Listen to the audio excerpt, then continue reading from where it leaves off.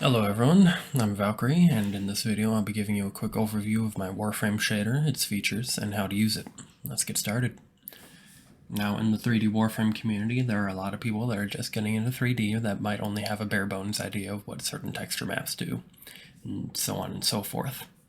Today I'll be laying the groundwork for those as well, that way those of you who are new know what they do, and in turn, how you can best use them for your project or character. Let's start with the Diffuse Map. When you think of texturing, especially in the old days, you probably think of something similar to a diffuse map. In the current day, we use a method known as PBR, or physically based rendering, to achieve photorealistic results.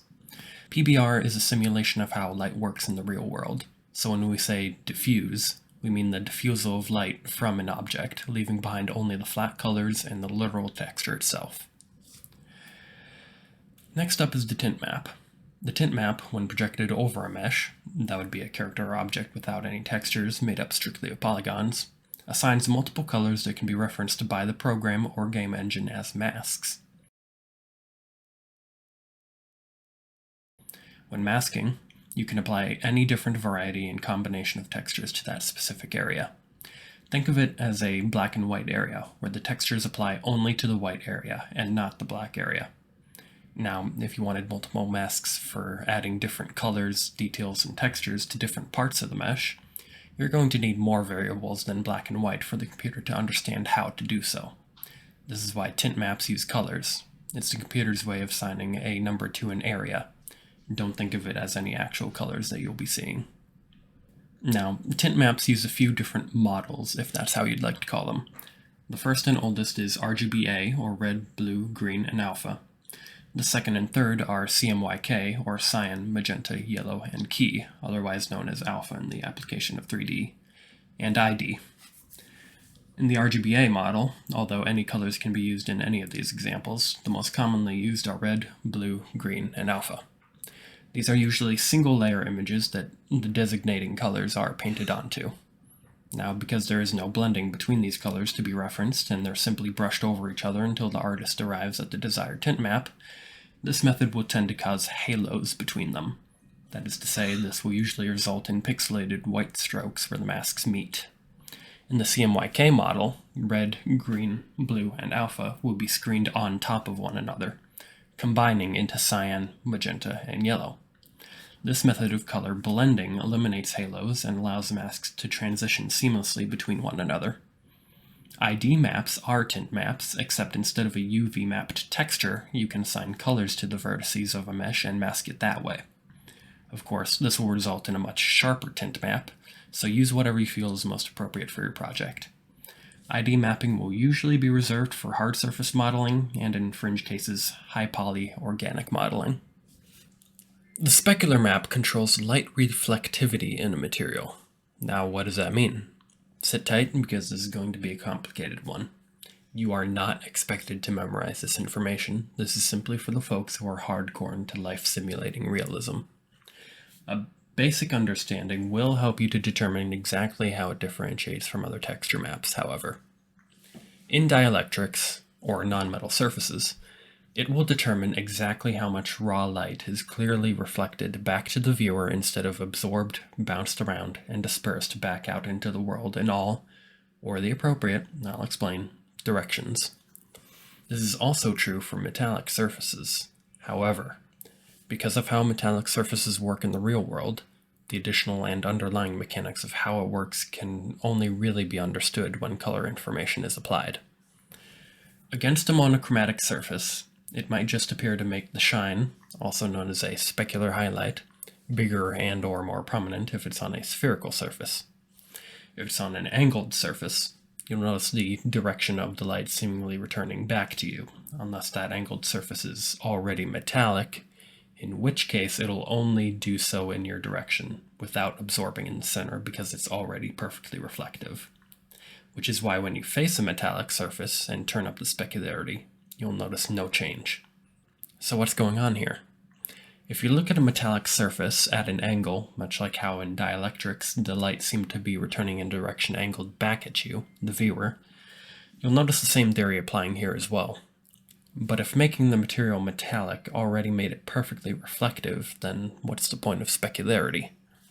Well, that's where the definitions get muddied. When looking at a surface at an angle, the light will exit away from you, so in return, you will receive less color information. This is why I used the term raw light instead of simply light, because after being absorbed and dispersed by the object, you will lose most of your color information, but some light will return to you on top of the dispersed light, which is why the specular highlight becomes slightly more intense. You would expect the colors to continue being saturated if they were being reflected, but because by turning up the specularity you're making the material more reflective, you are reflecting the light away from the object. Light will absorb and disperse no matter what, essentially making specularity a slider for the intensity of light that is reflected back to you or away from you, rather than light that is dispersed in all directions, some of which just so happens to find its way to you. Now, knowing what you do about the specular map, it should make the premise of the roughness map a lot clearer, pun not intended. The roughness map determines the clarity of all returned light, whether dispersed or reflected, as opposed to how much raw light the specular map projects back to the viewer. An object or material with a roughness value of 1 absorbs but does not disperse light. It is this absorption that causes the clarity of a reflection to recede into a softer glow until it eventually disappears altogether. Some of you may be familiar with metallic roughness and specular glossiness workflows. Glossiness and roughness are the exact same thing but the inverse of each other, so do not be confused by their terminology. The glossier an object, the more clearly it will reflect light back to you. However, it's only going to be so clearly visible depending on how much light the specular map chooses to reflect back to you in the first place. Think of it like adjusting a transparency slider in an image editing program. In the metallic roughness workflow, all metallics will reflect only as much light as the roughness map allows it to. Dielectrics can only appear glossy if they have specular values present. Otherwise, they will only disperse light, not reflect it. The reason I bring this up is because, in Warframe's case, they used a metallic roughness workflow, but used a specular map as their metallic map as well.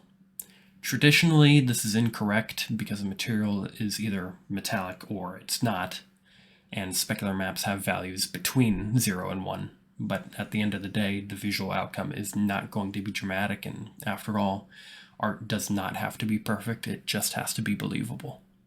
That and a specular map can be turned into something much closer to a metallic map with the use of a color ramp. An emission map will emit light at varying intensities, determined by values ranging from 0, or black, to 1, or white.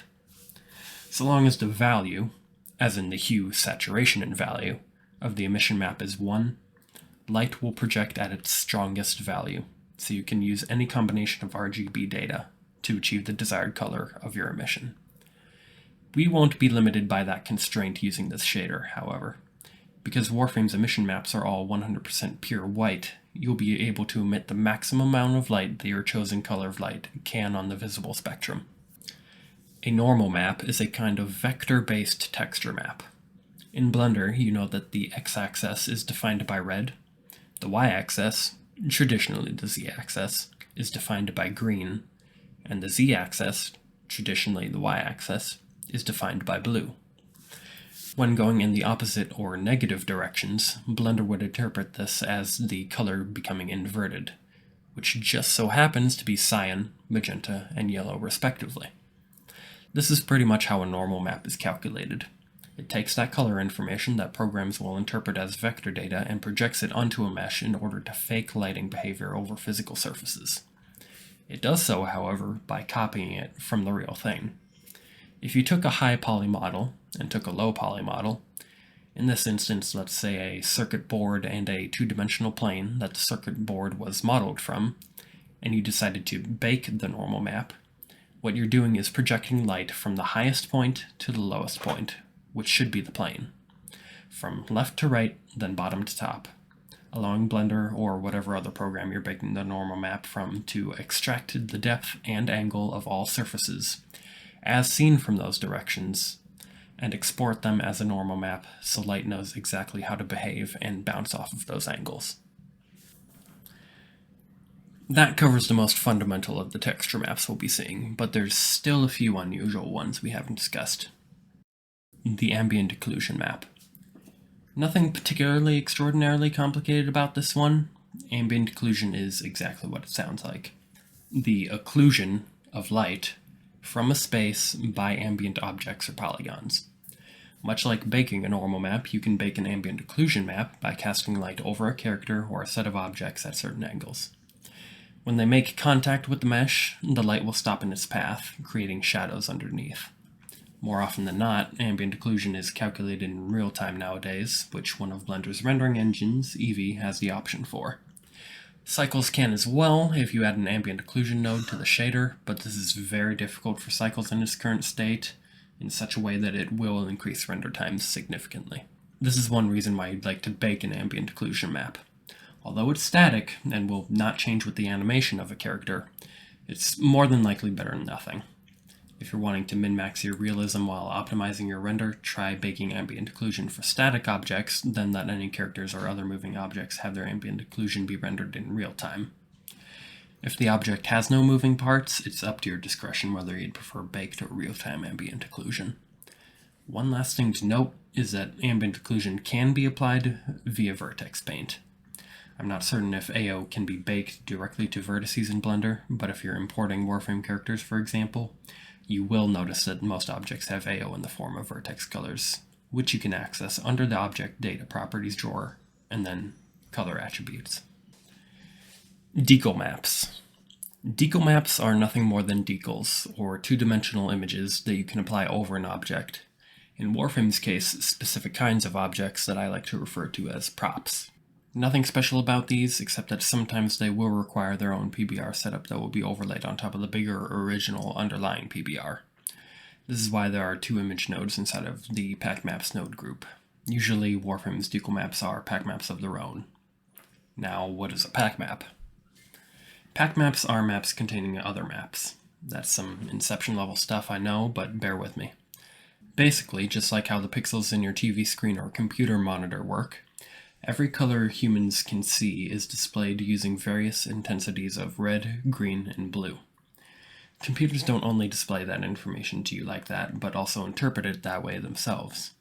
Images are all made up of a combination of those three colors, sometimes alpha in the case that there's transparency, such as in some PNGs.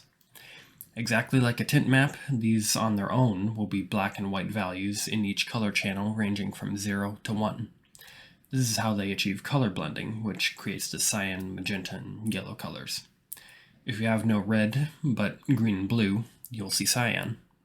If half that image was painted white in the alpha channel of the image, you would see half the image, then whatever's behind the other half. Basically, as a very clever way of saving video memory when your graphics card is trying to display all this crap, people have found a way to merge multiple texture maps into one by inserting them into these individual color channels that make up a whole image. That's why Gen 2 pack maps and Gen 3 pack maps are always the colors they are, is because of the typically consistent kinds of texture maps that they each contain. Of course, because these color channels don't have color data but instead come together to create said data in the first place, texture maps like the Diffuse Map and the Specular Map might suffer, as they can only be displayed in black and white. Note that specular maps can be colored and their reflectivity will mimic those of real-life metals of the same color.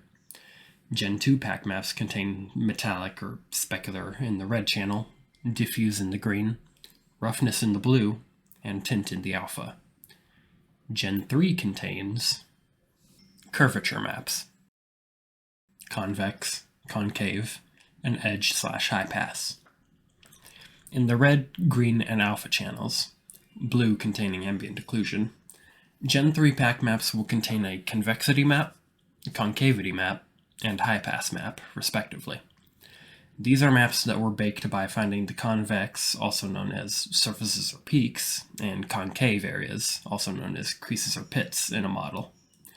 The Highpass is the differential between these two maps, and what Highpass basically does is sharpen the edges of an image. How this effect is supposed to be achieved in Blender, I've not yet found out. Some theorize it can be used as an edge map outright to create or feign geometry in a way not all too dissimilar from a displacement map.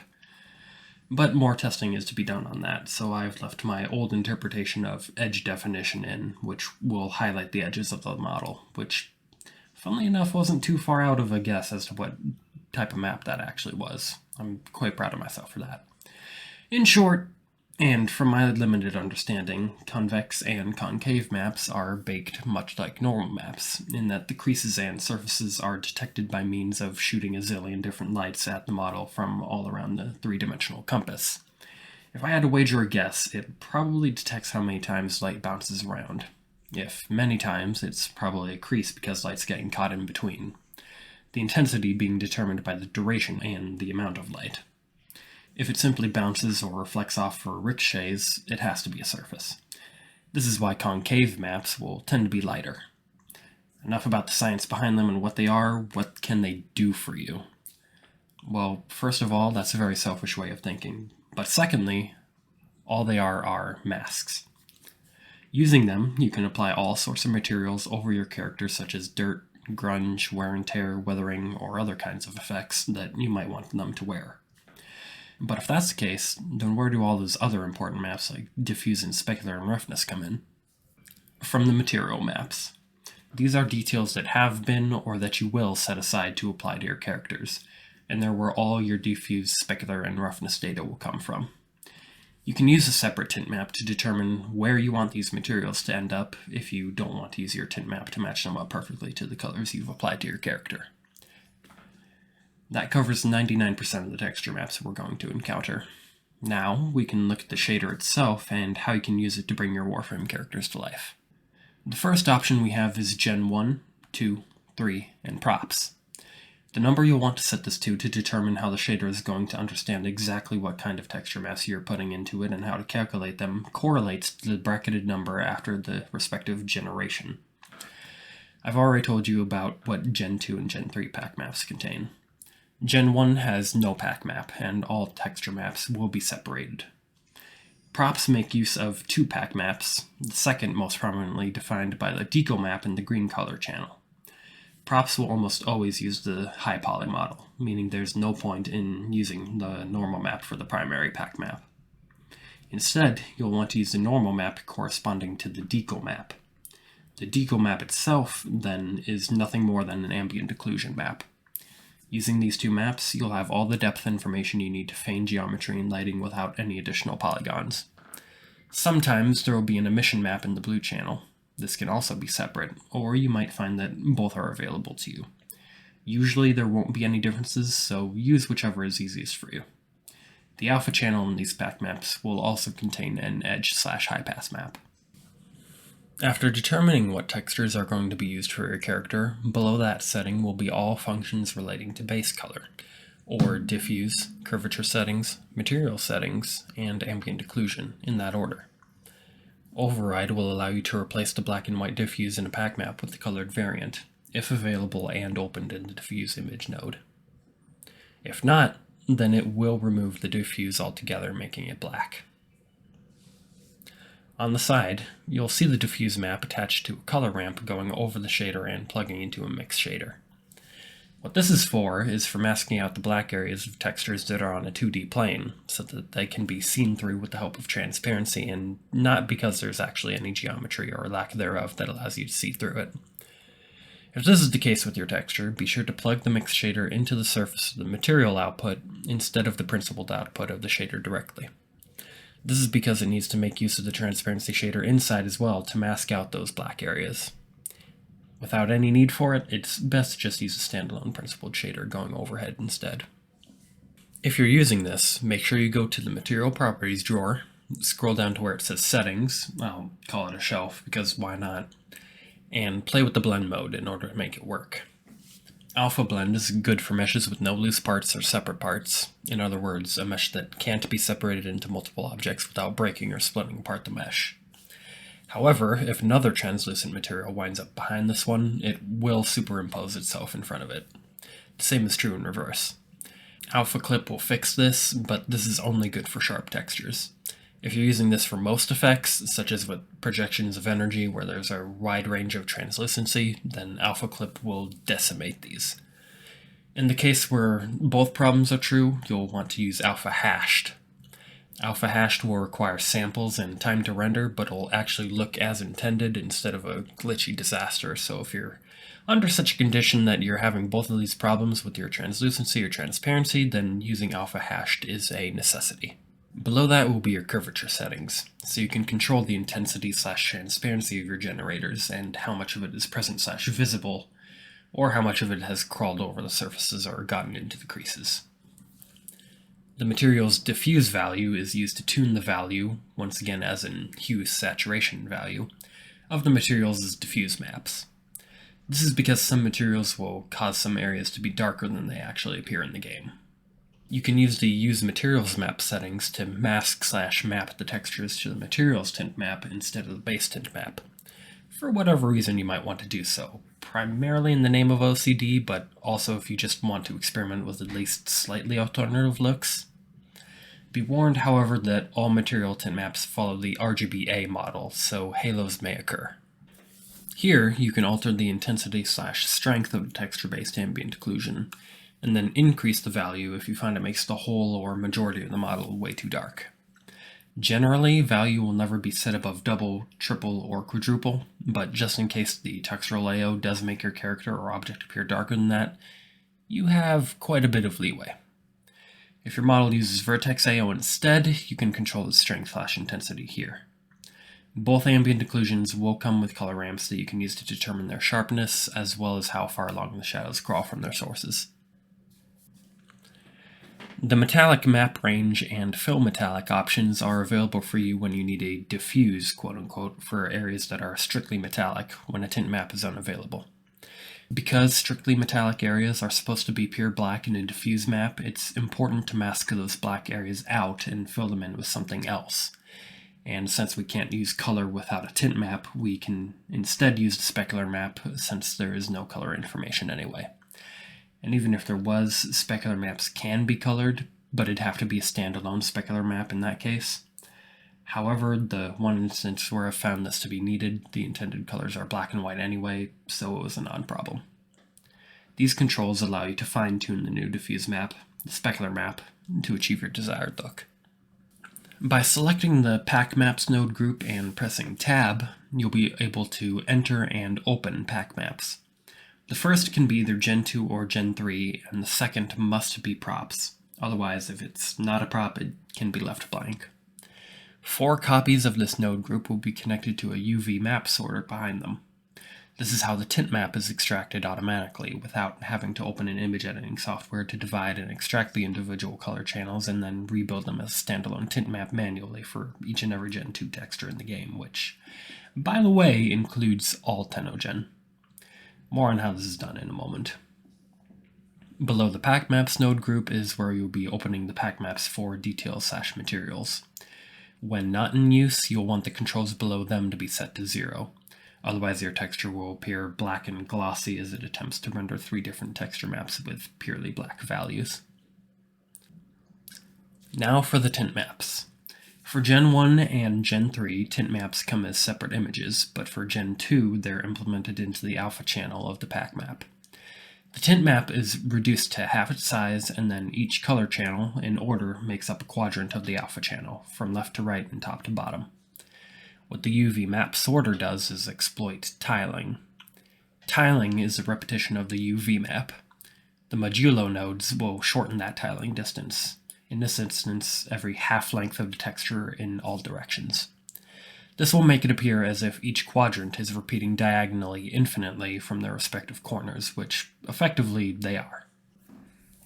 We can then use the mapping nodes to scale the texture back to its original size, albeit pixelated, and then move the UVs in a desired direction so that each quadrant completely overtakes the UVs before we separate them, causing each quadrant to act as their own separate images and masks to be used. Due to color desaturation issues, I've also added HSV nodes to increase the value of the tint masks. The tint map and material map nodes both connect to controllers that you can, when used, allow you to utilize an ID map in either of their places instead. This will be a necessity for props, as props do not come with their own colors. The process will be long and tedious, but you'll just have to eyeball it and eventually you'll come out with a good product, so long as you have a good reference.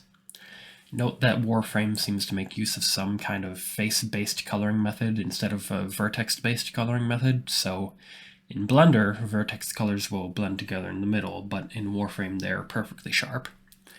The way to solve this is to, after vertex painting your prop, separate the mesh by color and then touch up afterward.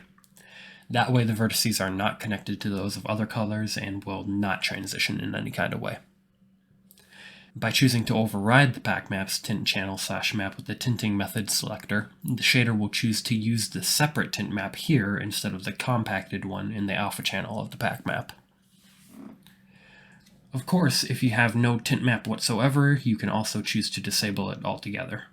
Some Gen 1 characters and objects will need this, and it's why we have to make use of the Specular as a diffuse, as mentioned earlier when talking about the metallic map range and fill metallic sliders. The color set is going to be the meat and potatoes of your texturing process.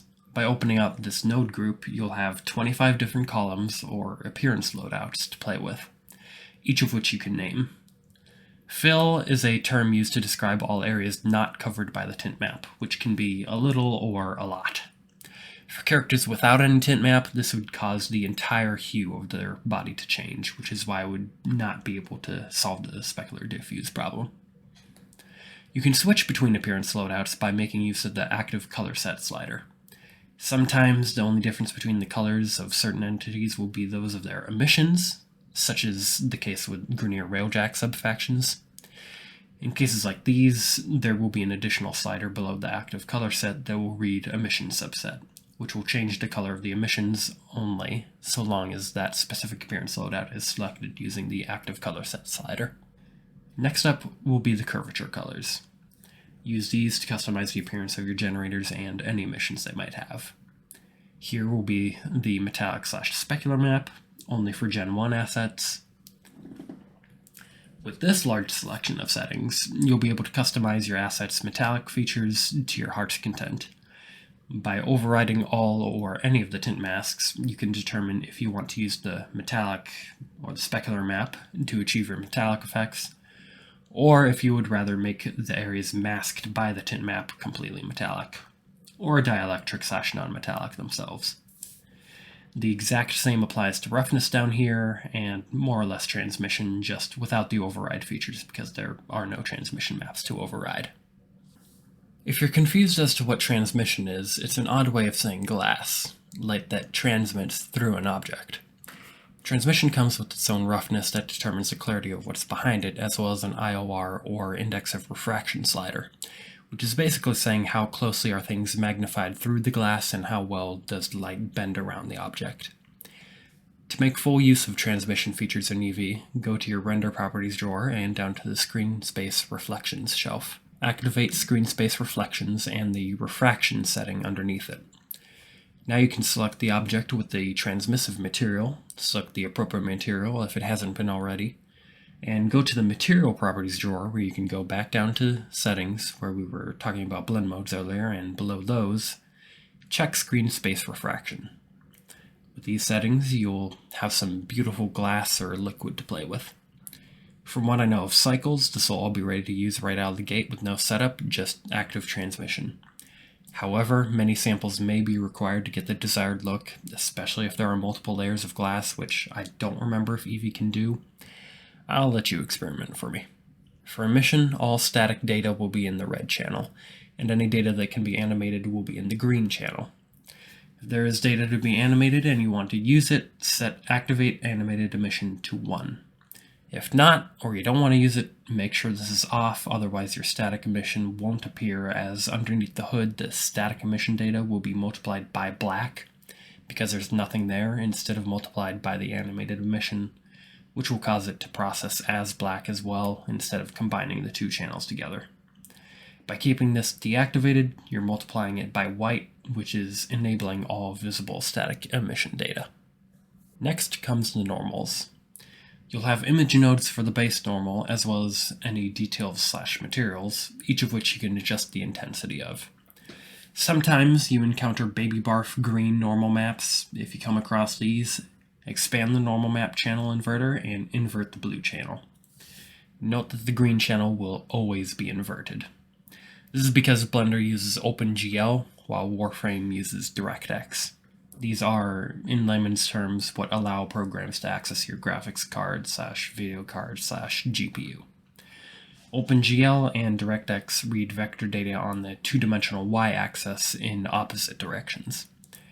Red will pretty much never be inverted unless you're mirroring all models using that material on the x-axis and you don't want to apply scale.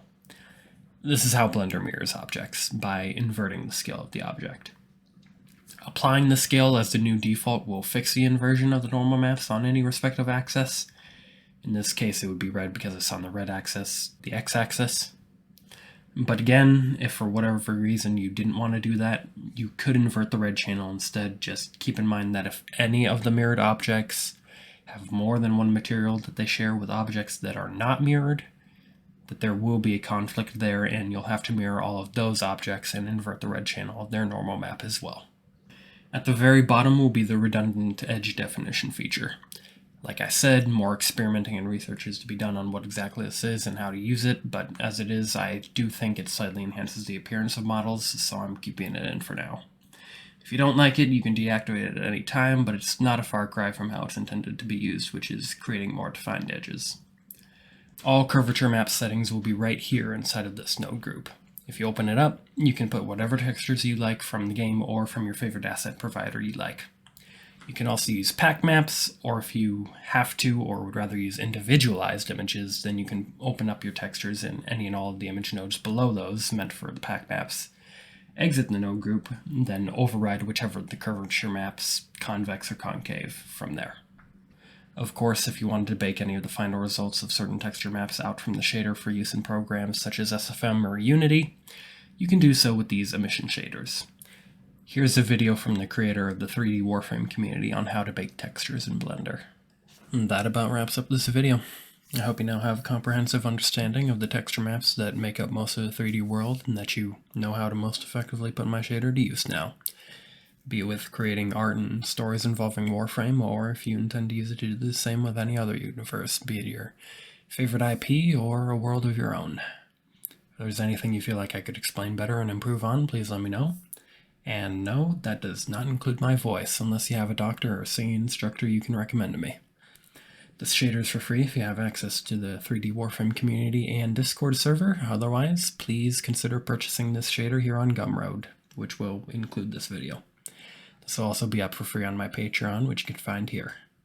Next time I'll be doing an in-depth analysis of this shader's inner workings, which will be available to anyone who's supporting me there. Any and all support is incredibly valuable to me, keeps me at home with the friends and family I adore, and gets me one step closer to being able to devote so much more time to learning 3D and then passing the knowledge down to you. All the while, hopefully bringing you some badass stuff for you to enjoy that is very meaningful to me. I hope I can send some deep, impactful messages with. So yeah, thank you all for coming this far, and I'll see you in the next one.